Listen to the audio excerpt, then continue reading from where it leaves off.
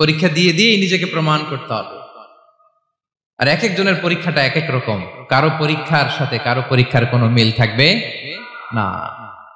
তো মাঝে মাঝে আমরা এটা ভুলে যাই। আল্লাহ তাআলা কালামে পাকে রিমাইন্ডার দিয়ে আমাদেরকে স্মরণ করিয়ে দিতে চান যে এই পৃথিবীতে আসলে তোমরা এসেছো পরীক্ষা দিতে। এটাই জীবনের বড় বাস্তবতা। আমাদের জীবনে যত হতাশা, আমাদের জীবন নিয়ে যত অভিযোগ, আমাদের মনে যত কষ্ট, আমাদের হৃদয়ের ভেতরে যত অস্থিরতা, তার মূলে হচ্ছে এই সমস্যা যে আমরা ভুলেই গেছি আমরা পরীক্ষা দিতে আসছি।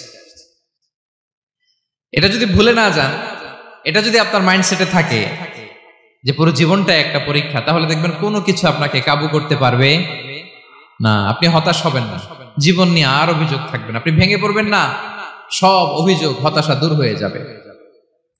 তার মানে বুঝতে পারলাম পরীক্ষা আপনাকে দিতেই হবে। পরীক্ষা দেয়া ছাড়া এই পৃথিবী থেকে চলে যাওয়ার কোনো চান্স বা সুযোগ আমাদের কারো নেই।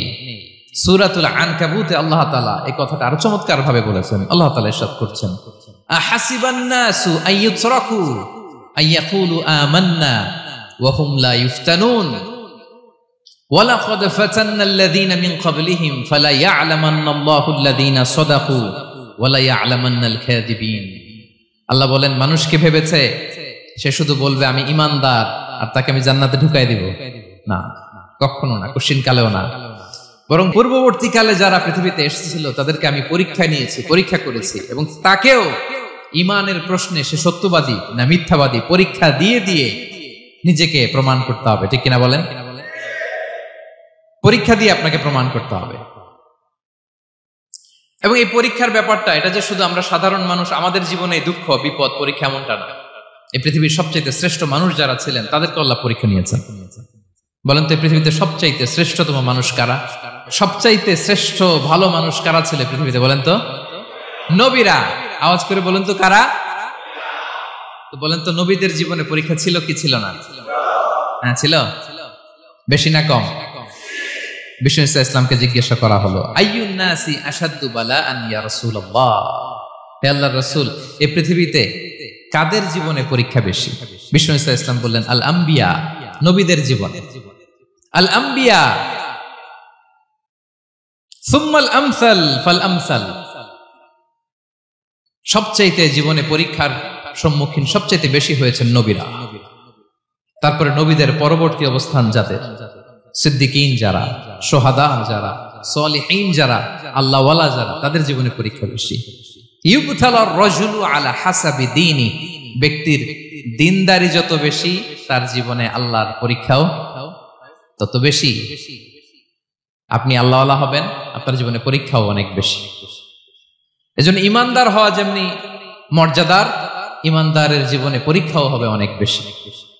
এবং পরীক্ষা যত বড়, খেয়াল রাখতে হবে, মন খারাপ করার কোনো সুযোগ নেই। পরীক্ষা যার জীবনে যত বড়, সেটাতে সফল হতে পারলে ওটার প্রতিদানও বড়।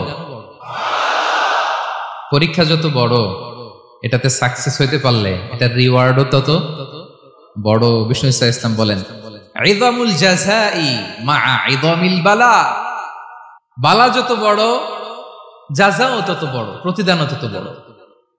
আপনারা নবীদের জীবনে যদি খেয়াল করেন, দেখবেন যেই নবীর জীবনে পরীক্ষা যত বেশি, সেই নবীর জীবনে সফলতাও তত বেশি। সাইয়েদনা ইব্রাহিম আলাইহিস সালামের কথাটা একটু খেয়াল করেন তো, বলেন তো ওনার জীবনে পরীক্ষা কেমন ছিল? বেশি না কম? ওনার জীবনের পরীক্ষা থেকেই তো আমরা এই শব্দটা ব্যবহার করি, আমরা বলি অগ্নি পরীক্ষা। কি বলি? মানে আগুনে নিক্ষেপ করা হয়েছে সাইয়েদনা ইব্রাহিম আলাইহিস সালামকে, তাও স্বাভাবিকভাবে না, উলঙ্গ করে, ন্যাকেট করে ওনাকে অপমানিত করবার জন্য ওনার গায়ের জামা কাপড় খুলে উলঙ্গ অবস্থায় আল্লাহর খলিল সাইয়েদনা ইব্রাহিম আলাইহিস সালামকে অগ্নিকুণ্ডে নিক্ষেপ করা হয়েছিল। এরকম এক্সপেরিয়েন্স এই অডিটোরিয়ামের ভেতরে আমাদের কখনো হয়েছে? তাইলে সাধারণ মানুষের জীবনের পরীক্ষা আর নবীদের জীবনের পরীক্ষার মধ্যে পার্থক্য আছে না নাই? ওই পরীক্ষায় উনি পাশ করে ফেললেন।